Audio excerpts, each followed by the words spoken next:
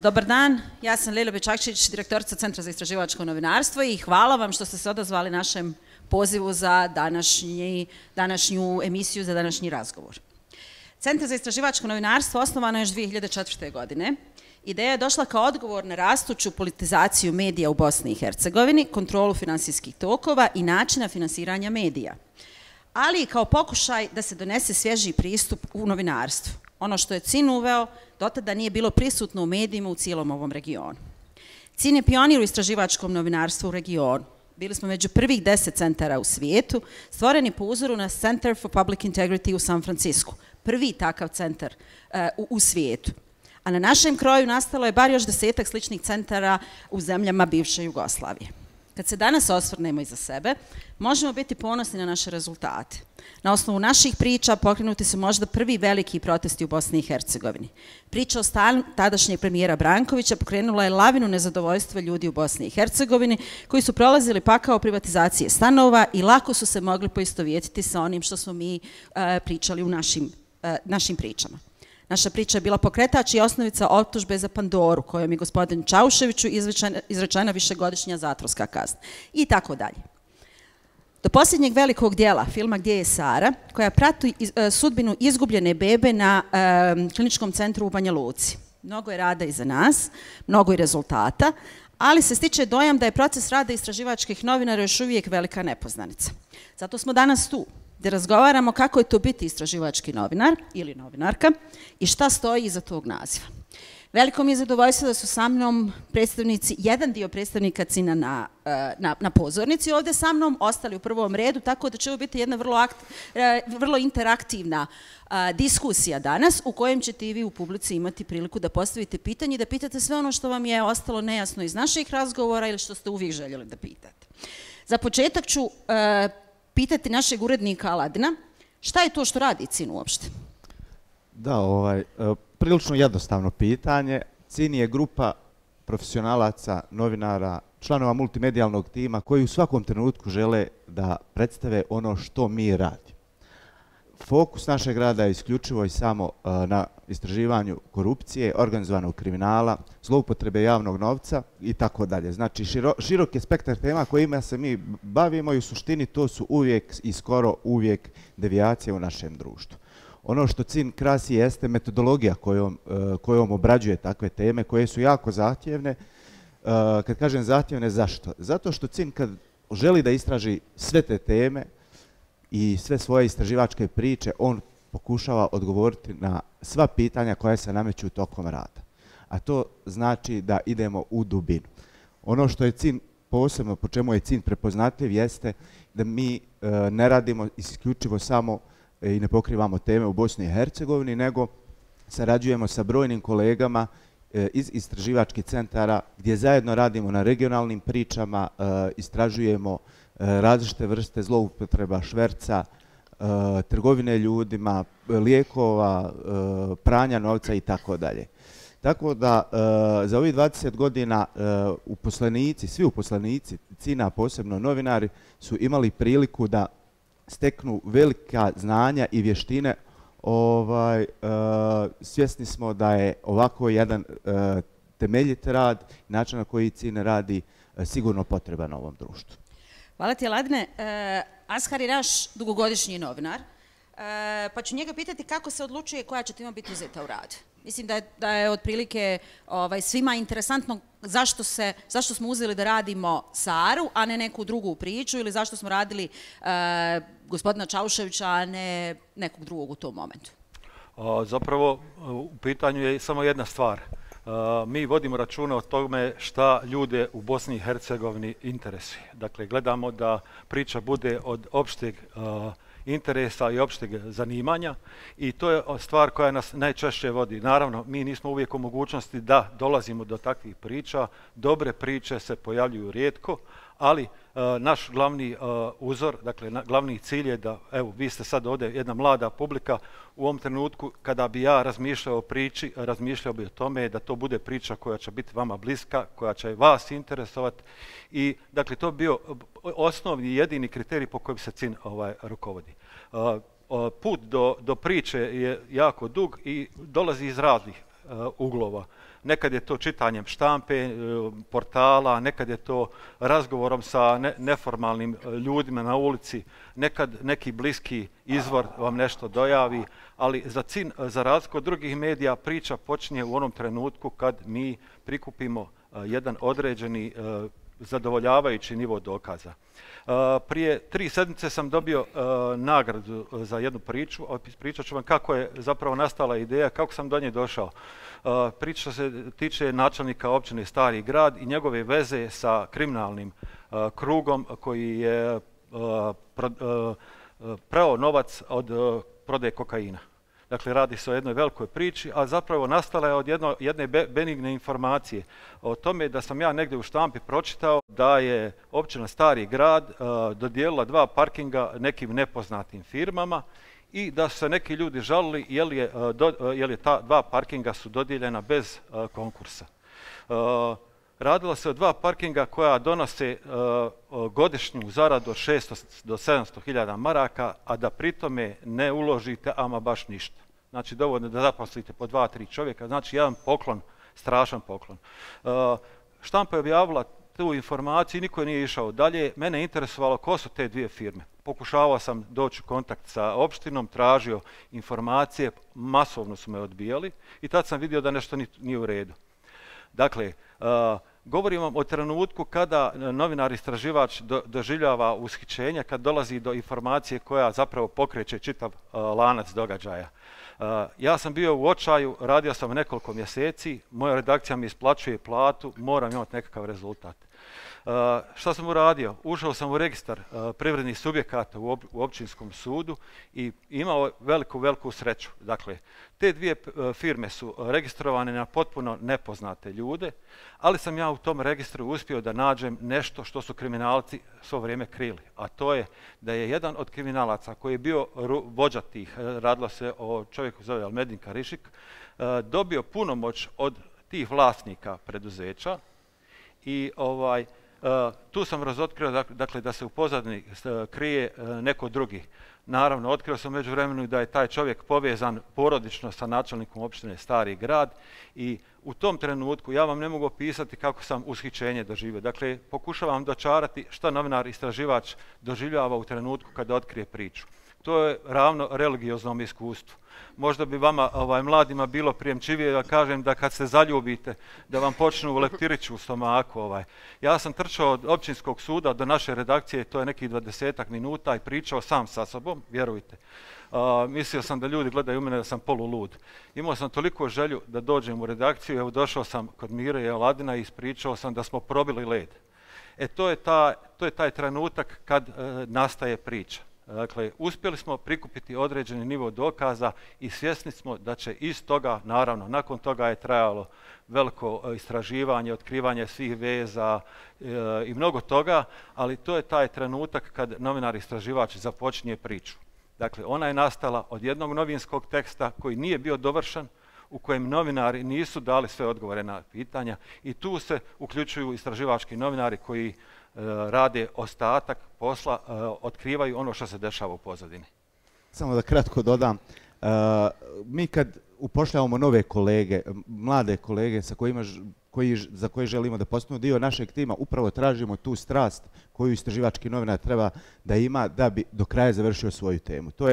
To zna biti jako zahtjevan posao gdje postoji mnogo prepreka da bi vi realizirali svoje istraživanje, međutim, kada se nalazite u timu koji ima uvijek na raspolaganju, bez obzira o kome se to radi, te prepreke se prilično jednostavno riješe. I ta zadovoljstva su na kraju kad se priča objavi nevjerovatna, a pogotovo ako postoji neka odlučna reakcija institucija kada je u pitanju ovakav slučaj kakav ja sam spomenuo.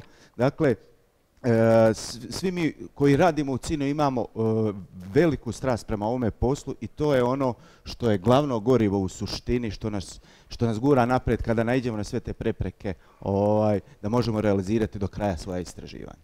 Super, strast imamo. Sada vidimo šta imamo od izvora. Dženita, koliko su važni izvori? Novinarski posao počiva na izvorima, ali u kontekstu istraživačkog novinarstva šta su sve izvori? Hvala Lile na pitanju.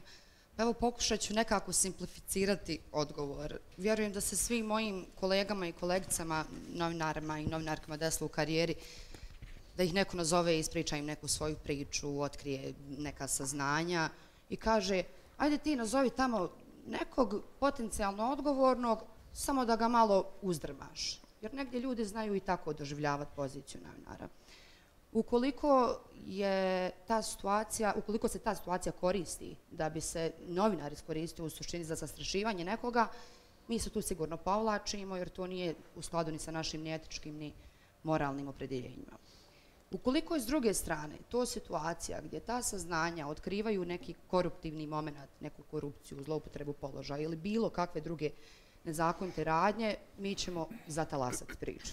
Što bi se reklo, i uputit ćemo se u istraživanje, u potrebu za dokazima, postavljat ćemo pitanja odgovornima. Tako nam je u suštini sa svim izvorima. Izvori do nas dolaze na razne načine. Neke mi nalazimo u zadnje vrijeme, digitalizacijom nekako ljudi sve više koriste svaki mogući kanal da dođu do nas i preko društvenih mreža, javljaju se i poštom, zovu nas i telefonima. Mislim da se zaista nikad nije desilo da novinar Centra za istraživačko novinarstvo nekoga nije saslušao. Mi ćemo svakoga saslušati, pokušat ćemo zajedno doći do nekog rješenja problema. Nažalost, rješenje nije uvijek Centar za istraživačko novinarstvo. Imamo situacija gdje ljudi imaju potrebu da nam se izjadaju, da podijele s nama njihove probleme. Ukoliko ne možemo u odnosu na naše kapacitete da odgovorimo rješavanjem tog problema, sigurno da ćemo ih uputiti na neki pravi put, dati im neke pravne savjete kako, kome da se obrate, kojim institucijama i sl. S druge strane, najbolji scenarij jeste kada se ljudi jave zaista sa važnim saznanjima koji u nama probude upravo taj adrenalin zbog kojeg mi odmah izlazimo na teren i krećemo raditi neku priču. To se dešava i u Centru za istraživačko novinarstvo. To se upravo i desilo sa dokumentarnim istraživačkim filmom Gdje je Sara. S obzirom da je Mubarek radio na tom filmu, mislim da on može bolje reći, jer glavna akterka u toj priči, Aleksandra iz Banja Luke, je u suštini kontaktirala Cin. I tako je i nastao taj film. Aha. Pa ako, ne znam šta, ako bi htio da izdvojim neki bitan moment u kontekstu ovog što je kolegica dovela, film Gdje je Sara, je način kako smo mi došli do odluke da ulazimo u tu bitku koja je na početku izgledala nemoguća, ali zanimljivo, ne znam ko je gledao film i ko je pratio tu priču, da izdvojim da je ta priča u trenutku kad mi preuzimamo, ona je već bila poznata, bar u jednom dijelu Bosne i Hercegovine, što u prevodu znači da majka Aleksandra je očajno prije nas pokušavala da riješi svoj problem. U trenutku kad smo mi sjeli da pričamo taj prvi razgovor, i ja i kolegica Jelena, u kontekstu probijanja tog zida o kojem smo pričali, mi zaista nismo vidjeli izlaz na način da mi uradimo neku priču koja će imati efekta. Mi smo morali onda metodološki da upoznamo sve procedure od prijema pacijenta do tog poroda, izlaska iz bolnice, i tu smo uhvatili taj tračak nade za koji smo na početku, to je bila samo jedna situacija, jedan mali trenutak. To je nama bio početak, odnosno nada i taj adrenalin da krenemo u to istraživanje. Imamo mi situacije kad će nas ljudi nazvati da pokušam dočarati i kažu dobio sam otkaz, a nisam trebao ili mislim da nisam trebao dobiti otkaz. To su pojedinačni, to su problemi pojedinaca i zbog toga mi nemamo kapacitete da se bavimo tim problemima pojedinaca. Vrlo je važno da svaka ta dojava i svako saznanje ima mnogo veći interes, javni interes. I sad, ko su izvori Centra za istraživačko novinarstvo? Da odgovorim u stvari, Leila, i na tvoje pitanje. To mogu biti obični građani, to mogu biti ljudi iz institucija, to mogu biti i ljudi koji se povezuju eventualno sa kriminalom. To mogu biti i ministri, to mogu biti i ljudi koji su daleko ispod. Dakle, svima ćemo pokloniti svoju pažnju, sa svima ćemo razgovarati i vrlo onako čvrsto ih čuvamo. To su ljudi s kojima redovno pijemo kafe, redovno se viđamo i dajemo svoje vrijeme jer volimo ovo što radimo. Ono što je bitno za izvore, za razliku od drugih novinara koji svoje izvore vrlo često tretiraju nekritički, dakle polažu im potpunu pažnju i vjeru i odmah objavljuju ono što čuju od njih, ne provjeravajući čak ni onaj minimuma. Novinari Centra za istraživačko novinarstvo jednako tretiraju i političara i kriminalca kad im saopštavaju neku informaciju. Dakle, svaka informacija koju dobijemo od njih je podložna provjeri i ono što kažu ne vjerujemo na prvo. Ja kao ne novinar, jer ja nisam novinar po profesiji, ali ljudi i meni dolaze sa pričama, prepoznaju me zato što sam bila na nekom panelu ili nešto slično, pa mi dijele sa mnom svoje priče, svoje sudbine i znam da je ovako kritički ispostavljeno, ili čak ni kad priča dolazi od mene kao nekog autoriteta i ona se provjerava. Tako da, vjerujte, nije to tako jednostavno. Mirjana, ti si imala još nešto da dodaš?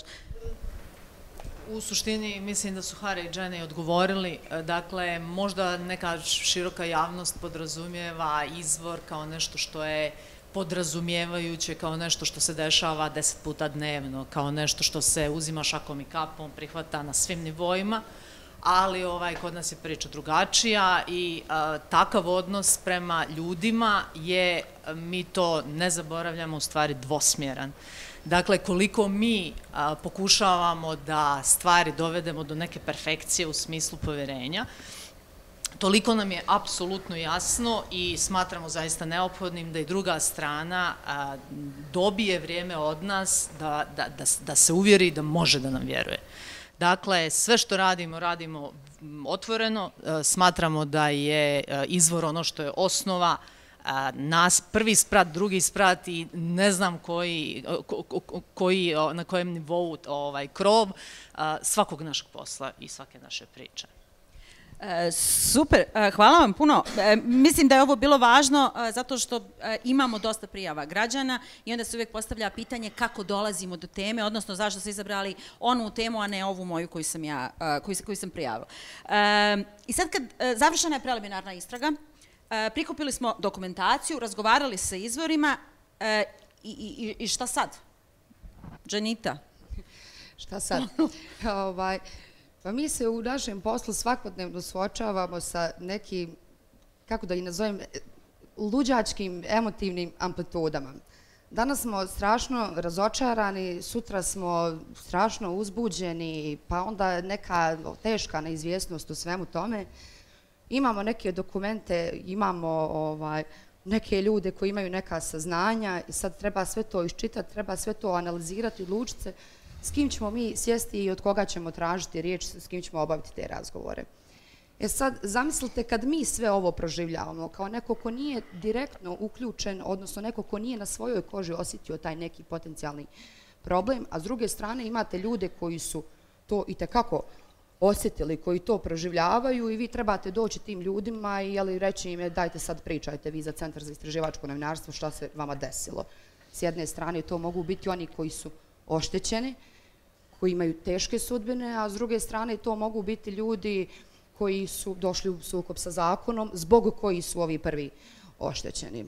Jako je teško. Jako je teško, jako je frustrirajuće, iscrpljujuće, to ne traje danima, to traje mjesecima, to može trajati i godinama, ali u konačnici, recimo, kada im pristupamo ovim prvima koji su oštećeni, nekako im uvijek trudimo se da dobijemo povjerenje tih ljudi, da shvate šta i koliko im može pomoći CIN. Jer CIN je zaista mnogima pomogao i mnoge probleme je uspio riješiti ili je barem došao do onog koraka da se uzme nešto u rješavanje, a ovim drugima koji su došli u sukob sa zakonom objasnimo da daleko gore u javnosti izgleda ona neslavna rečenica odbio je govoriti.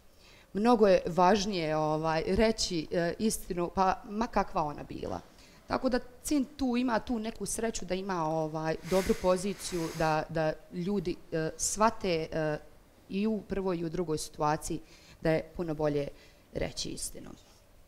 Renata? Pa, kako je Dženita rekla, to je kad prikupite informacije i dobijete, ne znam, gomilu nekih dokumenata u 3-4 foldera, treba sad to sažeti na 3 ili 4 strance. To je zaista bolan proces. Dešava se da neke informacije su jako interesantne, ali naprosto nekako strše iz te priče i onda će urednik Aladin ili Mirjana reći ovo leti iz priče jer nije uopće bitno kako smo mi zamislili i to je kao ubijanje onog našeg, kako mi kažemo, nekog malog djeteta u toj priči. Nekako uvijek se pokušavamo fokusirati, dakle šta mi od toj gomile materijala želimo reći ljudima, a da je zaista vrijedno njihovog vremena da odvoje to čitanje. To je dakle ona neka hipoteza šta mi, koji je problem u cijeloj toj priči, šta želimo reći, s čime dokazati. To znači da ćemo se u tom procesu, u pisanju priče, odreći nekih stvari koje smo skupili, neki intervjui, nažalost, neće ući u priču, pa će biti razočaranih ljudi. Ja kontaktirala sam, a nisi ništa od onog što sam ti rekao napisala, ili će biti nezadovoljnih u smislu ti si imala informaciju da sam ja divna osoba, a nisi je stavila u tekst, što mi smatramo da javnosti u tom momentu nije bilo bitno. To je taj proces. Super. Hvala ti, Renata. Pomenula si intervjue.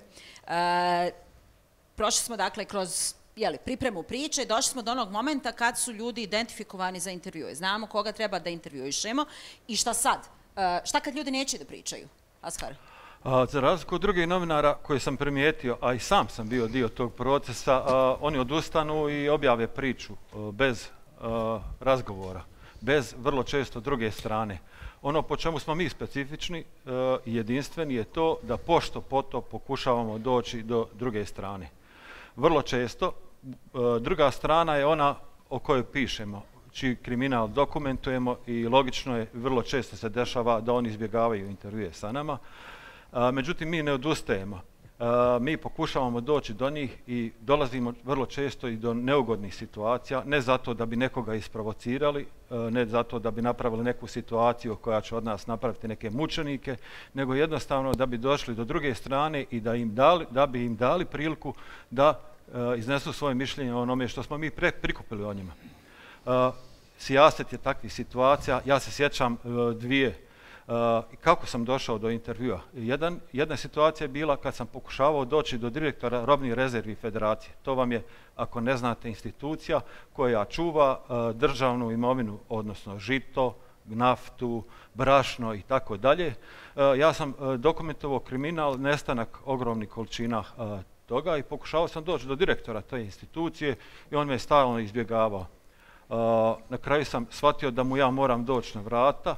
Ta institucija se nalazi kod pijace Markale. Institucija ima jednu garažu koja je jako mračna. Bila je otvorena kapija i ja sam ušao u tu garažu i čekao direktora ujutro da dođe na posao. On je došao na posao, bio sam s kolegom kamermanom, izašao je iz automobila i počeo da trči oko auta, misleći da smo mi došli tu da ga likvidiramo. Vjerovatno čovjek nije imao čista posla. Međutim, smirili smo ga i uspio sam da napravim intervju, da dobijem tu izjavu. On je rekao ono što misli. Naš tekst je bio naravno bogatiji i pošteniji.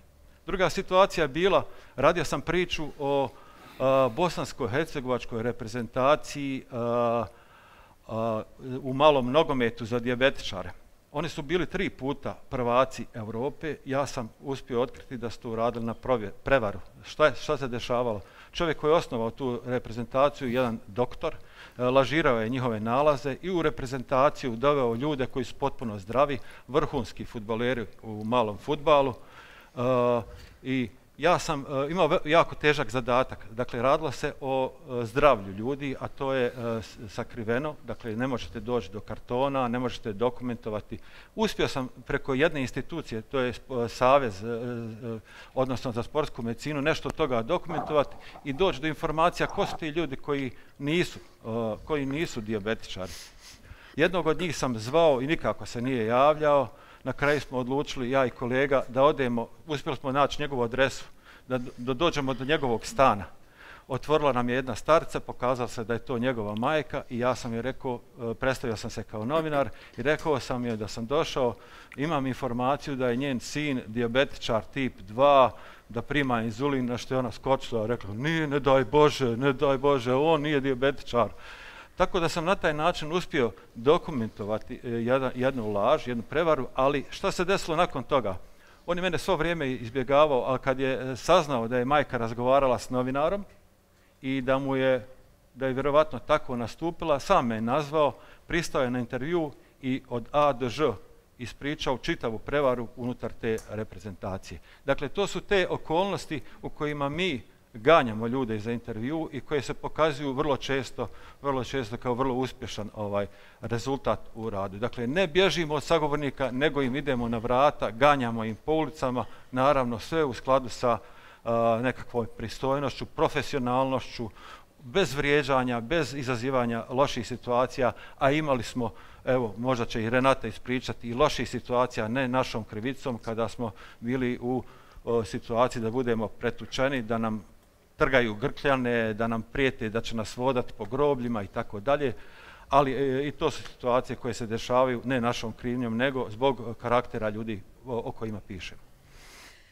Super, sad kad imamo priču sklopljenu, šta je sljedeći korak, Ibro? Sljedeći korak je pisanje priče. Iz svog iskustva mogu reći da je to prilično izazovno bilo, pogotovo u trenutku kada sam tek počinjao raditi na Cinu, budući da to pitanje šta sad nakon provedenog istraživanja, ukoliko počnete tad postavljati to pitanje, desit će vam se neprospavane noći, desit će vam se da ne možete sastaviti priču, desit će vam se da ne možete ključne činjenice da povežete, da ih oblikujete, da napravite od toga, od svega što smo prethodno spominjali, da od toga napravite zaista priču koja će biti čitljiva i koja će biti prihvatljiva i čitaocima, zbog čega to zapravo i radimo. Naravno, svaku priču vi možete ispričati na 1000 načina, ali kada je riječ o novinarskoj priči, tu postoje određeni novinarski standardi koje svaka priča treba da zadovolji i praktično potrebno je u nekih 6 ili 7 pasusa objasniti suštinu priče, objasniti u lidu odmah šta je core istraživanja, šta je vaša teza, o čemu ste pisali, odnosno na kakvom istraživanju ste radili i poslije toga naravno opisati cijelu situaciju, kako stoji zakonska regulativa, koja su pravila igre, kako i praktično novinar, ukoliko počne postavljati sebi to pitanje šta sad, u trenutku kad završi istraživanje, to je problem. Obično vremenom sam naučio da zapravo odgovor na to pitanje treba tražiti mnogo ranije. Još tokom istraživanja potrebno je draft početi pisati tokom istraživanja, ako ništa, ne mora to nužno biti pisanje u Wordu ili pisanje na papiru, nego čisto osmišljavanje segmenata, gdje će koji segment priče da stoji, gdje će da, sa kojim uvodom ćeš ići, koje ćeš primjere u priči navesti, kako će izgledati kraj te priče, da li će ta priča biti prihvatljiva za širu publiku i tako dalje. Sreća u nesreći, da. Mirjana, šta ćemo kad dođe na 13 stranica? A sreća u nesreći, novinari nisu jedini koji rade na toj priči, naravno priča dalje ide kroz editing, kroz okrugli sto, tako da, evo Mirjana. Sad će nam Mirjana reći šta se radi kad priča ima 13 strana.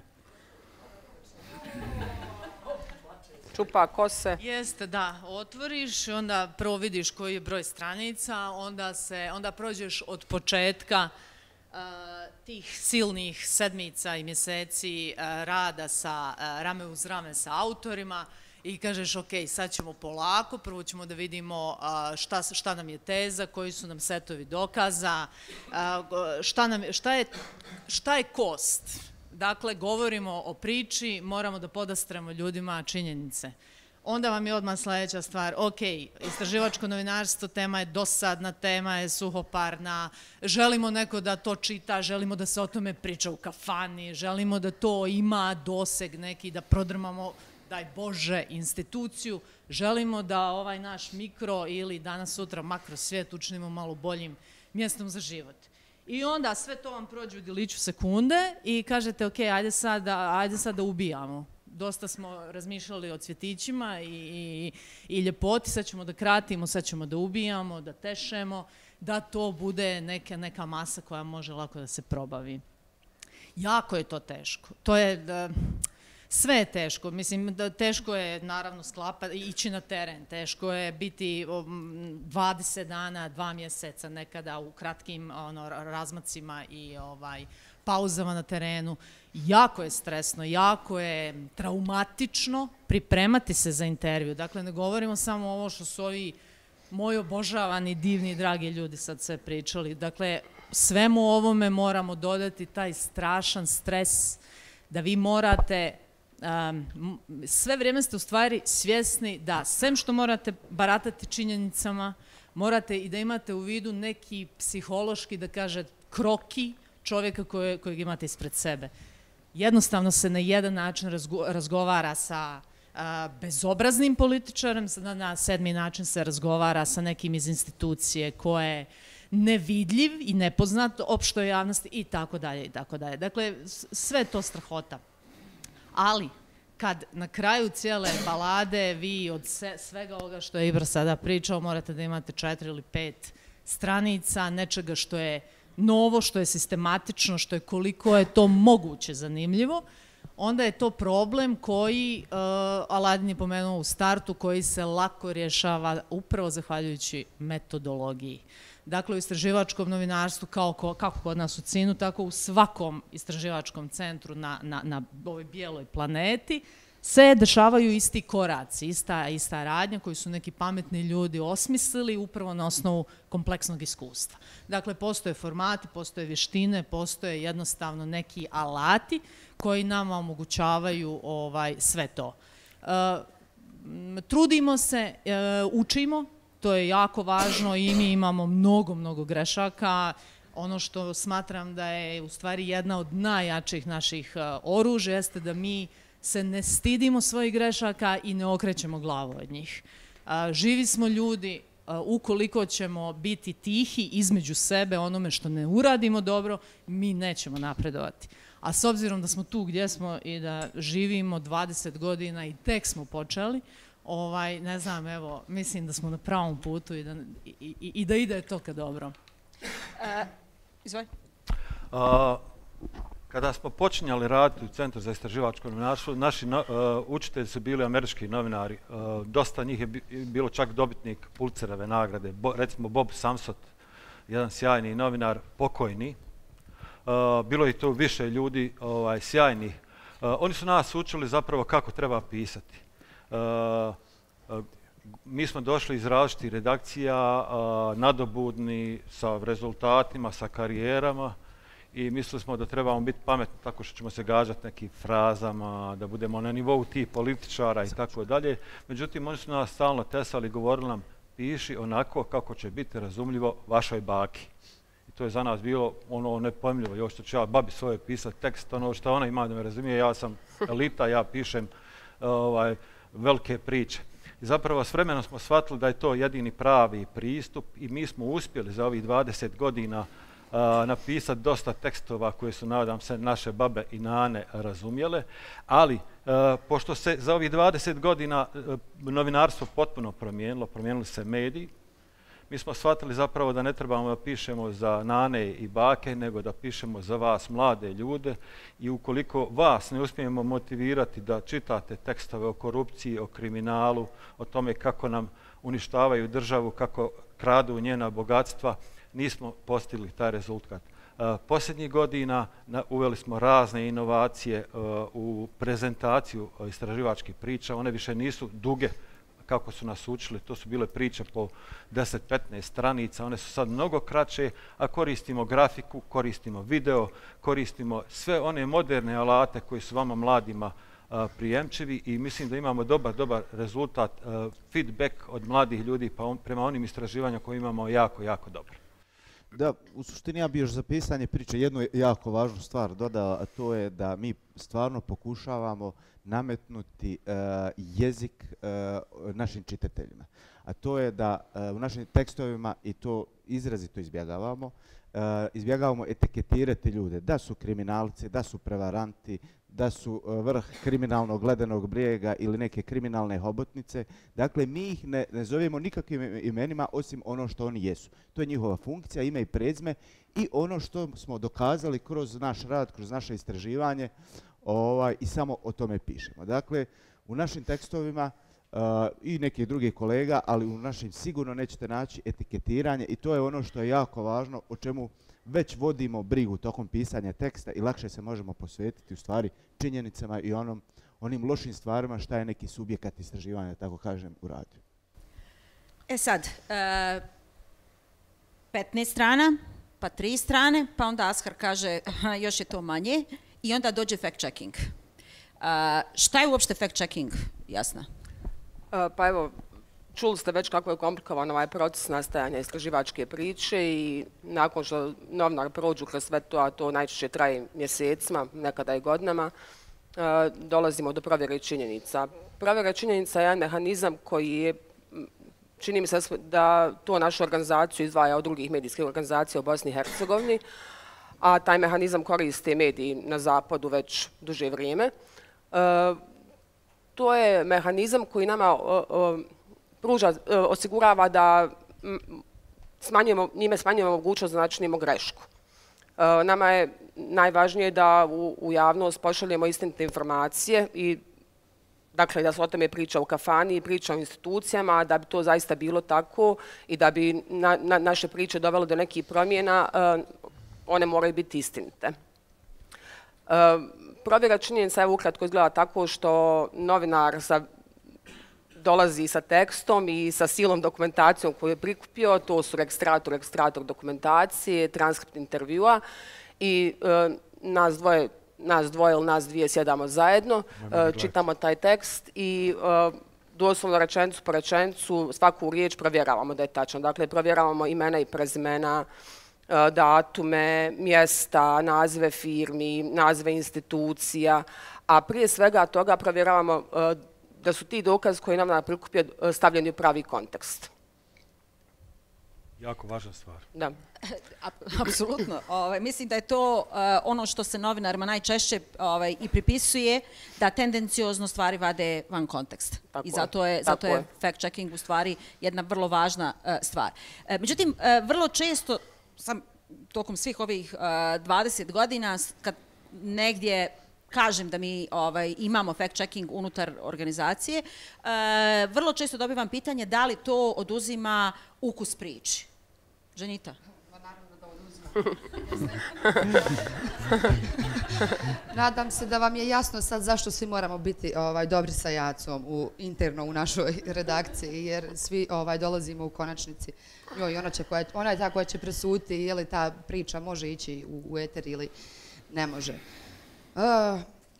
Komplikovano je zato što ja recimo kad sam isto tek došla u Centar za istraživačko novinarstvo i iz druge medijske organizacije u kojoj nije postojao uopće ovakav sistem, meni je sve to bilo špansko selo. Šta se ovdje sad dešava, ja kažem kiša je padala tog dana, a Jaca provjerava je li stvarno kiša padala tog dana. Bukvalno je, doslovno je tako gdje vi morate apsolutno svaku rečenicu, glagol, imenicu, sve što ste napisali, svaku riječ donijeti dokaz, donijeti ili dokument ili nečije svjedočanstvo, sve što pokazuje da je to istina. Mogla sam prekinuti Ženitu na sekundu. Mislim, možda vama ovo sad izgleda glupo i banalno da mi provjeravamo stvar kao je li padala kiša taj dan, ali dakle ako vi želite da sačuvate održite svoj integritet i da nastupite ozbiljno, ako fulite takvu glupost pod navodnim znacima, onda kako ću vam sad vjerovati kad su neke ozbiljnije stvari u pitanju? Sorry, Jenny. Tako je. Pa ne, u suštini fact-checking je nama novinarima velika zaštita.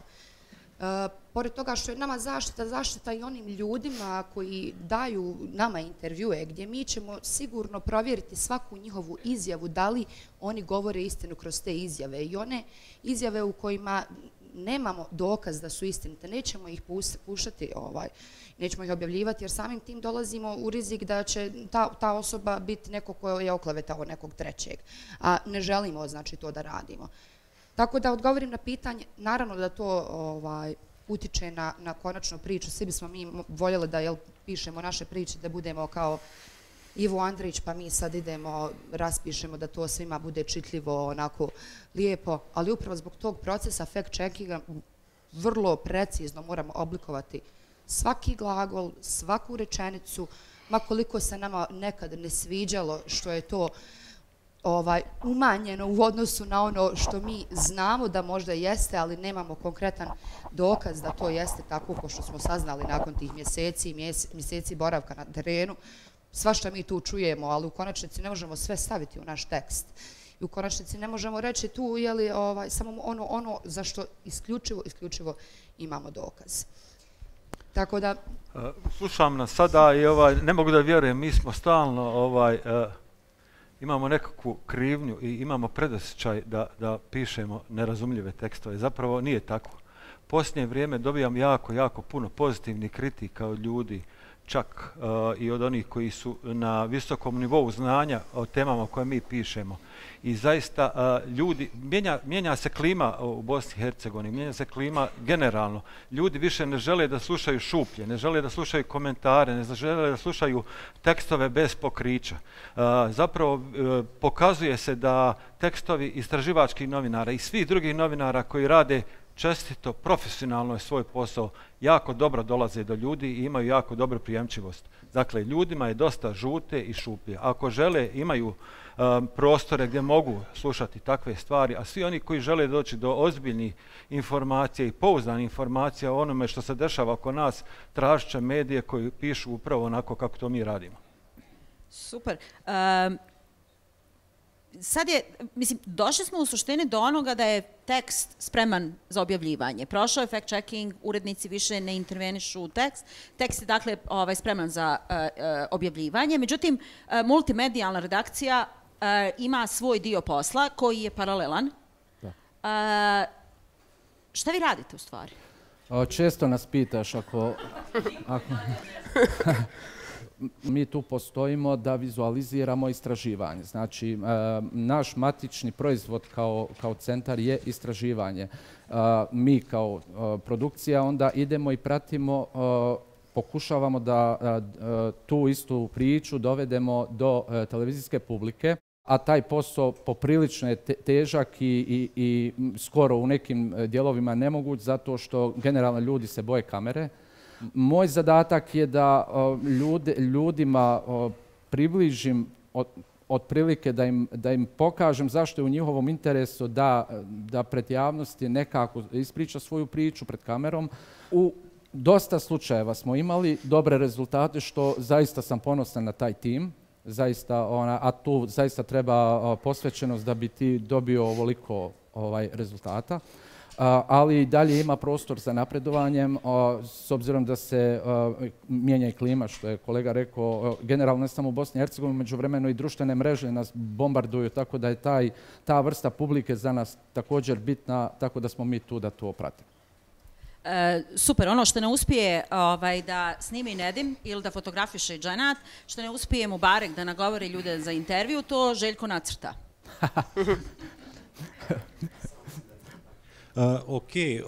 Sam princip vizualizacije podataka kroz istraživačku priču jeste neki finalni, krajni proizvod koji dolazi, hajde kažem uslovno rečeno, posljednjih 7 do 10 dana pri objavi same priče.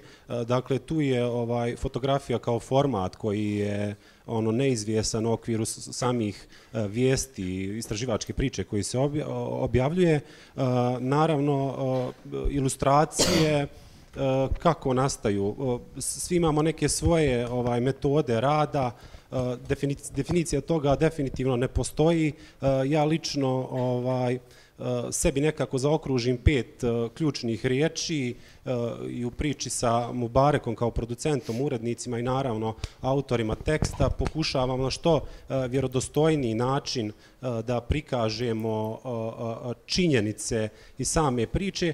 Naravno, iskren da bude, moramo biti malo lucidni, jer mi u produkciji smo i taj dio tima koji bi trebao imati više slobode, što u nekim trenucima i nemamo, ali sasvim je razumljivo na okolnosti gdje data ilustracija vodi. Lično koristim neke digitalne tehnike, digitalnog crtanja, slikanja, prvenstveno radim neke skice, da li je to na neki tradicionalni način, dakle klasika, olovka, tuš, pero, posle toga krenemo u realizaciju toga ukoliko svi ti segmenti budu kvalitetno dobro postavljeni i naravno nekad su to i ostajanje do kasno u noć kako bi se kompozicija i završila.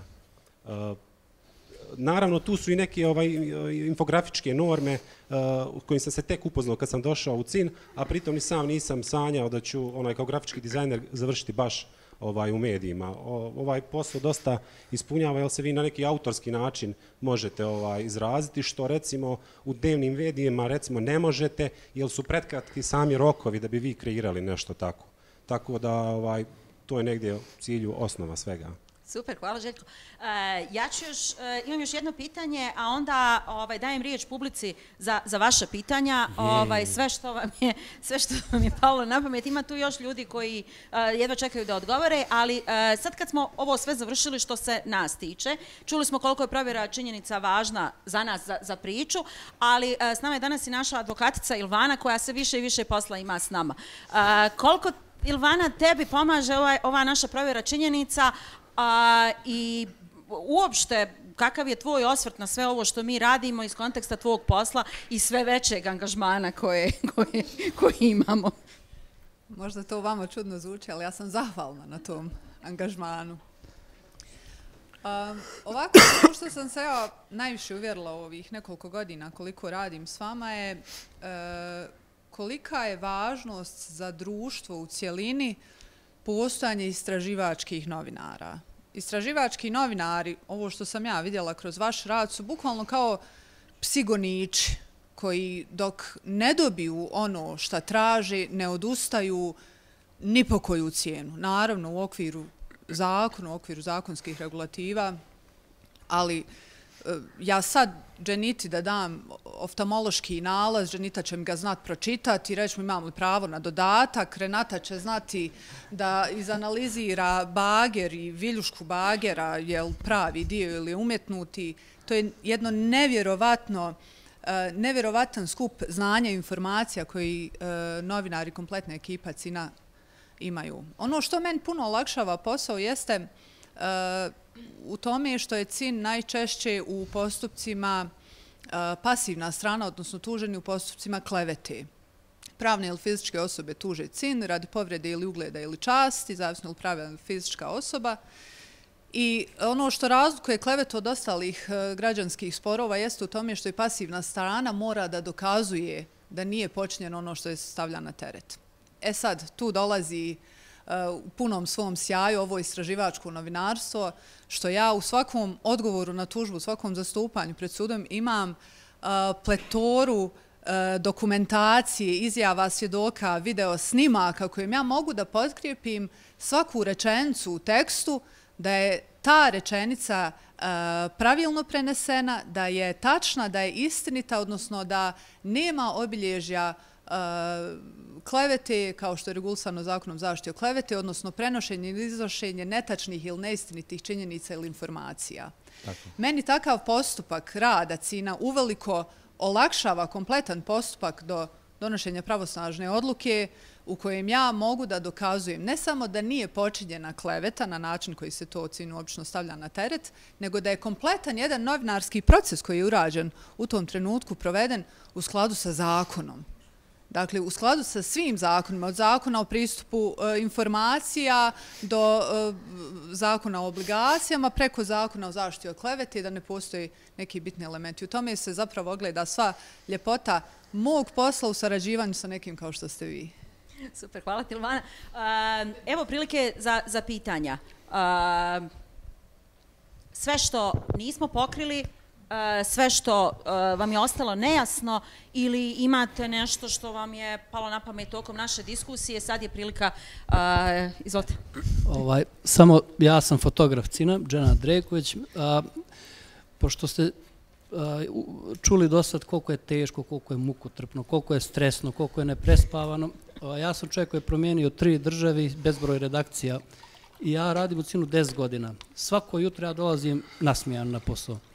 Znači, preko Cina sam upoznao jako puno prijatelja, s njima se privatno družim, porodično se družim. Tako da ovaj posao, koliko je god da je stresan, on zbližava ljude i to je najljepši doživljaj koji vi kao budući novinari ćete imati. Još nešto isto bi volio vezano za fotografiju.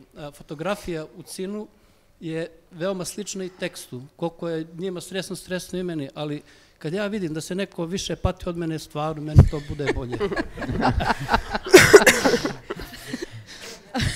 Hvala Dženatu na uvijek izvrsnom humoru da nas opusti. Ja imam 2 pitanja, pošto pustit ću vas, izvolite. Moje pitanje je, vi se bavite kriminalom, korupcijom i tim nekim zločinima koji glavni cilj je da se sakriju od javnosti i da to bude zataškano. I u momentu kada otkrijete tu priču javnosti, kada mnogi, da kažem, pristalce ili neki ljude koji su neutralni bili po tom pitanju, natjerate da se zapitaju u stvari o tim stvarima i da želi da se tu desi neku, recimo, suđenje, da se potvrde neke informacije. Da li kada objavite tu vijest i kada dolazi do promjene u životu tih, da kažemo, zločinaca, pod navodnike negativaca, da li ste se ikada bojali za svoju sigurnost redakcije, svojih bližnjih, nekoga onako za svoju bukvalnu sigurnost da ne smijete, ne znam, otići kući, doći na posao, jer, mislim, ti ljudi koji su bili spremni da radi tolike zločine, možda su spremni da naude vama kako bi zaštitili sebe. Da li ste se nekada, da li vam je, ne znam, to vas obeshrabrilo možda u nekim poslovima, zato što velika hrabrost je potrebna da se bavite istraživačkim novinarstvom, baš zbog te sigurnosti, zato što dolazite u direktan kontakt sa kriminalcima, jel niste policija? Prvo, ako radite ovako kako smo pričali, zaista i kriminalci vas poštuju. Naravno, uvijek ima izuzetaka i mi smo se susretali sa tim situacijama. Moje iskustvo govori da na kraju i ti negativci ili kriminalci nekako vas pogledaju jer nema gdje da mi ne dajemo epitete. On vidi tu neku vrstu dostojanstva u našem tretiranju cijele priče, pa i njega kroz tu priču i nekako, bar ja to doživljavam, poštuje vas. Tako da. Htjela sam samo još da te pitam vezano za ovo isto pitanje sigurnosti. Vidim vas, hvala. Ashara bi pitala, prvo Mubareka, ti si radio priču o kupovini glasova u Brčkom. I tu je bila specifična situacija jer ste morali raditi undercover, jel? Da. Nije se znalo ko ste. A Ashare, mislim da tvoje iskustvo, recimo, posebno u ovom kontekstu, kad imate već situaciju sa kriminalcima i prijetnjama koje se upućuju, tvoje iskustvo sa gospodinom Čagarom, kojeg sad vidimo trenutno na ekranu, mislim da je vrijedno da podijeliš s nama. Zapravo, moje iskustvo je blago u odnosu na iskustvo koje je doživjela moja kolegica Renata, koja je bila zajedno kao autor ove priče. Spomenula si kriminalce, ovdje se radi o policajcu, nažalost. I to je dio naše svakodnevnice. Čovjek koji tvrdi da je, četvrti čovjek u državi. Mislim, radi se, ne bi puno govorio o njegovoj ličnosti, ali je rad na toj priči bio jako traumatičan, ne samo zbog gospodina Čegara, nego i zbog ljudi koji su bili njegovi poslovni partneri i prijatelji, koji su nam također prijetili.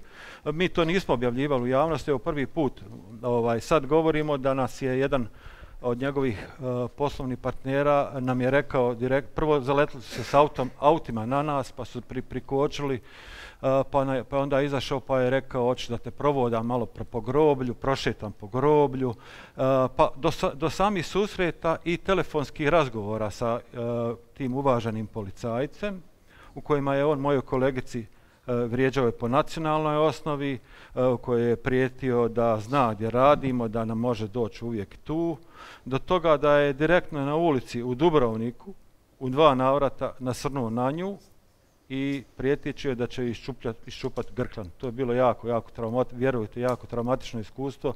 Renata je plakala, iako je poznajem kao jaku, stamenu, hrabru osobu. To su bili jako teški trenuci, ali u čitavim svim tim situacijama mi smo reagovali jako trezveno.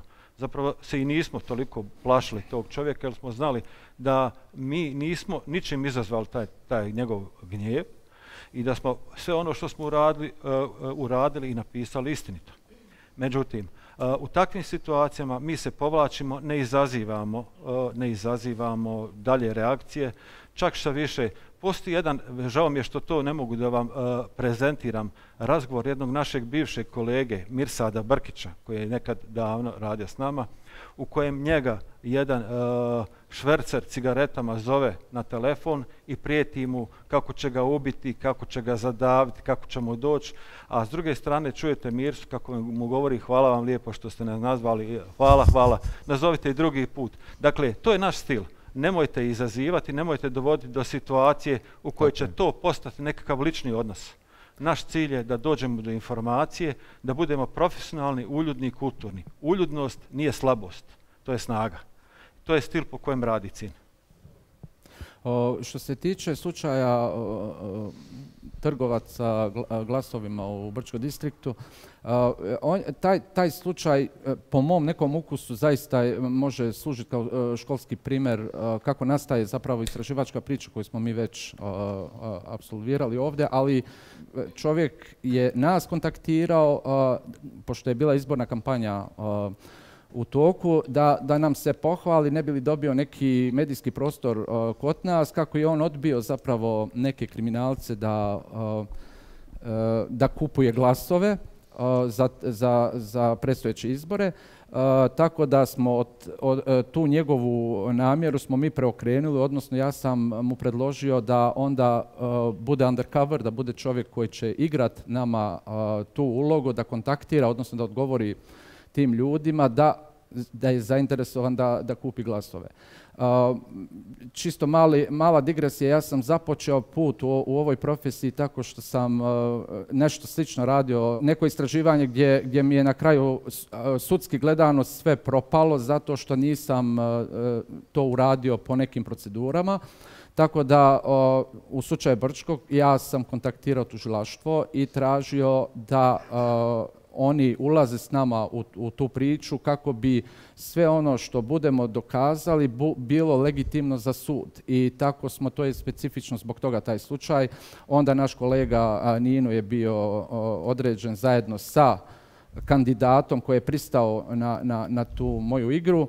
Onda taj dvojac je bio undercover sa novčanicama koje smo dobili od tužilaštva, koje je cijelo vrijeme pratio proces i na kraju ti momci su uhapšeni i presuđeni. Eto.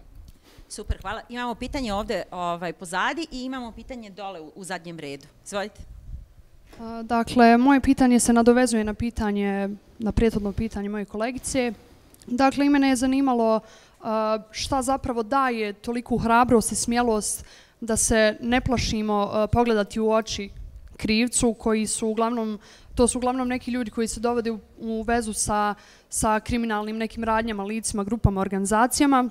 I zaista mi je zadivljujuće bilo na početku kada ste pričali o toj nekoj istraživačkoj strasti prema poslu, toj nekoj istraživačkoj ushićenosti i zanima me zapravo u kojoj mjeri nam to pomaže, strast prema poslu, da zapravo obavimo svoje zadatke. Da li je u toj mjeri zaista toliki podstreh, tolika podrška nama samima, ta naša strast prema poslu, ili su zapravo to neki drugi ideali koji nas guraju da izvršimo svoj dio posla. Meni je to zadivljujuće i zanima me da li je to glavna neka vodilja kojom se vodite pri svom poslu? Ako se želite baviti novinarstvom, odmah da znate u početku da se nećete obogatiti, da je to jedan slabije plaćenih poslova, pogotovo u našoj zemlji, ali je isto tako izazovan i častan i veličanstven. Strast novinara je jednaka strasti umjetnika, strasti vaše profesorice koja je uspjela da odgoji jednu krasnu generaciju i zadovoljna sa svojim radom. Ponosna je kad je poslije 10 godina priđete na ulici pozdraviti sa njima. Naša strast je da uradimo priče koje imaju efekta i koje, evo, ove godine smo imali sjajan rezultat. Na osnovu naših priča pokrenute su 3 istrage i podignute optužnice protiv funkcionera, znači na osnovu naših otkrića. To je jedan od postignuća koji mi želimo. Ono što nam izaziva strast i želju i na kraju kraja zadovoljstvu u poslu. Naš najveći domet je kada ova država promijeni zakone koji su doveli do omogućili nekome da se bavi kriminalom. To je taj vrhunac koji mi priželjkujemo. A naravno i to da našim pisanjem informišemo ljude i odgajamo i da razumiju u procese i kada dođu na izbore da znaju za koga će glasati, ko je dobar, ko je loš, da jednostavno rezonuju i dobro razumiju društvo. To su naše zadovoljstvene, to je izvor naših strasti. I naravno imamo strast kada nakačimo nekog smrdljivog kriminalca, smrdljivog funkcionera, možda je to loš rječnik, ali zaista vam govorim iskreno, kada vidimo i uspijemo dokumentovati nekoga ko krade vašu budućnost, ko krade vaš novac, ko krade novac od ljudi koji, evo, čitate ovih dana da nema dovoljno novca za lijekove, za onkološke pacijente, da nestaju novci. Dakle, zadovoljstvo nam je kada skinemo sa funkcije i odvedemo eventualno pred sud takvu osobu koja nas jednostavno uništava i kao društvo i kao zajednicu, a pogotovo ubija vašu želju za životom u ovoj državi. Vi ste se javili. Da, evo imam ja jedna. Čujete me? Da li je vaša ljubav prema novinarstvu zaista tako jaka i da li ste se ikad našli u situaciji da se povučete iz neke priče, iz vlastite vaše sigurnosti? Imamo ubistvo Ive Pukanića koje je onako uzdrmalo javnost. Nedavno je bio neki dokumentarac o tome, je zaista fantastičan. Sijaset ubistava u Srbiji. Da. Da li ste zaista ikad bili u situaciji da napustite neku temu vis-a-vis vaše sigurnosti? Evo ja mogu samo kratko, pa mogu kolege. Ja jesam, ali ne iz straha ili potencijalne prijetnje, nego iz sukoba interesa. Znači, poznavao sam te ljude, bila mi je rodbina, uradili su loše stvari i u suštini ja sam bio fikser svojim kolegama, omogućio sam im sve pristupne podatke, ali ne mogu raditi. Bez obzira koliko je to transparentno i fair radio, uvijek neko može povući pitanje, ali to je taj tvoj rod. To su momenti u suštini kad se mi povlačimo u istraživanja. Ja se ne mogu sjetiti da je bio jedan drugi razlog da smo odustali od neko istraživanja. Znači, isključivo samo, mislim, nismo ni odustali u ovom slučaju, samo što ga je neko drugi radio. Evo, ja bih htjela uz naravno srdačne čestitke na jubileju i zaista veliku zahvalnost evo i u ime mene kao nastavnika na studiju žurnalistike i mojih studenata i studentica na tome što godinama sarađujemo i na obrazovanju studenata upravo na ovaj način da pojasnimo kako to izgleda proces nastajanja istraživačke priče. I uvijek nekako, čini mi se na tragu ovoga o čemu smo govorili toga, kako to nastane priča i koje su njene posljedice. Jedna od onih koje često čujemo u javnom prostoru, ne samo za CIN, nego za druge istraživačke medije, jeste da ste strani plaćenici. Pa bi možda bio onako jedan zgodan moment da objasnimo i taj moment finansiranja, jer često čujemo i argument lako je takvim medijima jer ne zarađuju na svojim pričama, nego imaju budžete pa onda mogu da rade mjesecima. Možda da razbijemo te mitove o načinu finansiranja istraživačkog novinarstva općenito. Hvala Lela. Evo Aleksandra je tu, možda najbolje da ona odgovori ko nas plaća. Ko nas plaća. Zdravo svima, ja sam Aleksandra, ja sam finansijska menadžerica CIN-a, ja sam u administrativnom timu, znači isto nisam novinar. Ja svima njima dajem plate. Svi me voli. Centar za istraživačko novinarstvo je nevladna, neprofitna organizacija, znači mi smo registrovani u Ministarstvu pravde Bosne i Hercegovine. nemamo komercijalnih prihoda, znači isključivo i jedino se finansiramo od strane donatora. Nismo strani plaćenici, znači donatori su razni, država nas ne finansira, mi pišemo prijedloge projekata, znači administrativni tim zajedno sa urednicima, pišemo prijedloge projekata koji donatori svima javno daju, mi se javimo i napišemo projekat u kojem uključimo svoje priče, šta nam sve treba da bi se jedna priča iznijela, koji su to financije i naravno što sve pokriva i plate novinara i svi u cinu. Tako da često onako neskromno mogu da kažem da i dobijemo budemo finansirani i tako u suštini to je način na koji mi imamo novac koji nam omogućava da pišemo priče i radimo ovo sve što radimo. To bi nekako bilo ukratko. Ja bih privela kraju ovaj razgovor. Imam samo za kraj jedno pitanje za dvoje kolega koji su kod nas potpuno novi, u zadnjih par mjeseci su došli i puno smo pominjali motivaciju i vrlo često sigurna sam da svi se mi suočavamo sa tim pitanjima šta nas motiviše u ovakvom komplikovanom sistemu, sa ovako komplikovanim pristupom dokumentima, sa prijetnjama i sa svim ostalim. Šta je vas motivisalo da dođete i šta vas motiviše da ostanete? Ema i Teo kao najnovije kolege, da tako kažem.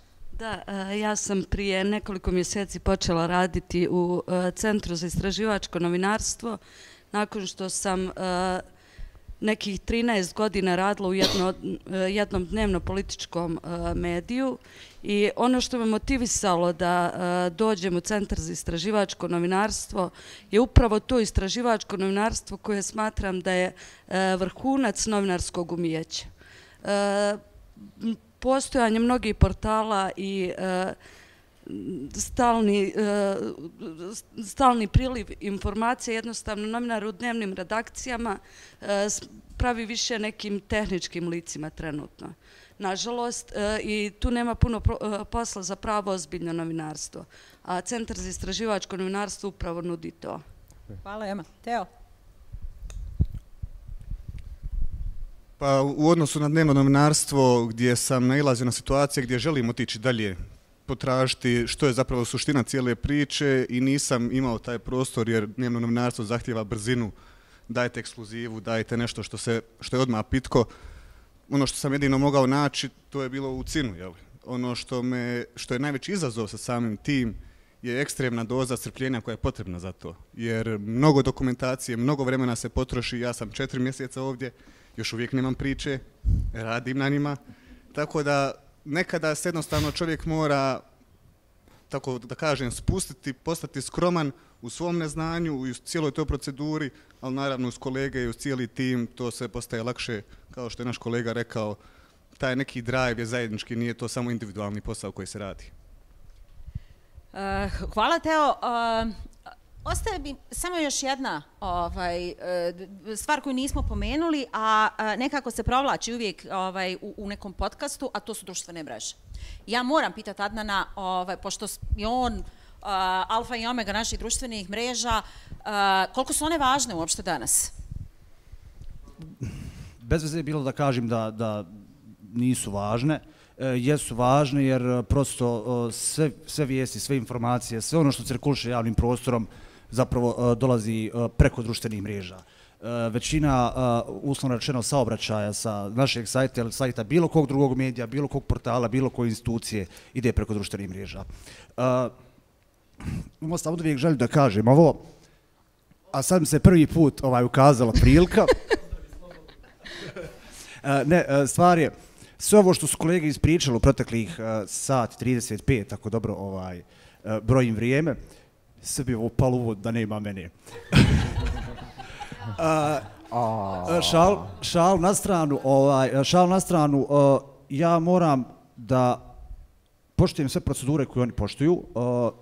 zato što sve ono što kolege objave, istraže, što završe u tekstu, što završe u videu, ja iste te i kodekse i ponašanja i obraćanja publici preko društvenih mreža moram da prenesem zapravo tamo. Tako da ja u suštini moram samo da pratim čitav njihov put i da eventualno dajem određene sugestije vezane za ili naslovnicu, način objave, za naslov i ostale stvari, ne, to ipak neki ljudi pametniji od mene rade, ne ja, ali moram recimo da pratim kontekst vremena. Plastično objašnjeno, recimo da je nama priča spremna, a imali smo recimo nedavno one poplave, nema apsolutno smisla objaviti taj dan priču. Tako da neke stvari moraju se čuvati, mora se pratiti generalno kompletan javni prostor da bi se zapravo došlo do situacije da kažemo danas ovo možemo da pustimo jer mi nismo dnevni mediji koji svakodnevno publiku opterećuje sa informacijama, sa vijestima, sa pričama, sa videima i tako dalje, ali ono što je super kod nas jeste upravo da mi upravo time nismo ni opterećeni. Mi ne moramo da budemo u trendingu, mi ne moramo da iskačemo stalno ljudima na feedovima, mi ne moramo da razmišljamo uopšte o tome. Nama je bitan kvalitet odnosno na kvantitet. Kvalitet evidentno je da imamo i samim tim je moj posao mnogo lakši, jer ja našu priču, bez obzira da li ona bila samo tekstualna, da li to bio neki dio iz naših iscrpnih baza, podataka i tako dalje, može zapravo da se danima da se promoviše i da se jedna naša priča predstavi na 30 različitih načina, zato što jako mnogo je sada varijanti kojima se možemo da služimo na društvenim mrežama, jako je mnogo formata koje koristimo i tako dalje. Plastičan primjer, recimo, naši videi, kogod je posjetio naš YouTube kanal, traju između 7 i 25 minuta, izuzmamo naravno Saru koji je dokumentarni film ili neke druge. Ja kad recimo pravim kratki video od svega toga, ja moram da pazim na kontekst, ja moram da pazim na šta je rečeno u tome, a ako već ne mogu to da izvučem u punoj mjeri, onda moram u zaglavlju, odnosno u kopiju samog teksta ili videa zapravo da kažem o čemu se tu radi, čisto da ne bi nekoga, ako je možda slabije tehnološki i medijski pismen, doveo u neku vrstu zablude. Tako da, širok je to pojam, možemo o tome i naravno nadugo i naširoko, međutim, samo je suština da, zapravo meni u suštini je najlakše, jer moje kolege prije mene odrade savršeno dobar posao, ovaj dio, što se kaže, jednostavniji, plasiranje njihove priče, njihovih ideja i njihovog mukotrpnog rada mjesecima, godinama, ide dalje. Super, hvala Adnana. Ja bih samo da dodam jednu rečenicu. Nama su izuzetno značajne društvene mreže, jer vrlo često tamo negdje u komentarima neko kaže, znate, isto to se dešava i u mojoj mahali. I onda će Cin, u neko dogledno vrijeme doći do te mahale i vidjeti šta se zapravo tamo dešava. Eto. Super. Još jedan put hvala vam svima što ste uveličali ovo današnje naše divanjenje. Hvala kolegama na sceni ovdje sa mnom na pozornici, hvala kolegama koji sjede u publici, hvala vama što ste izdržali, bili aktivni kao publika. Još jednom čestitam svima 20. rođendan, nije mala stvar, niko nije vjerovao, ali evo nas tu i nadam se da kad budemo slavili 40. rođendan, većina vas iz publike će biti ovdje na mom mjestu. Hvala vam još jedan put.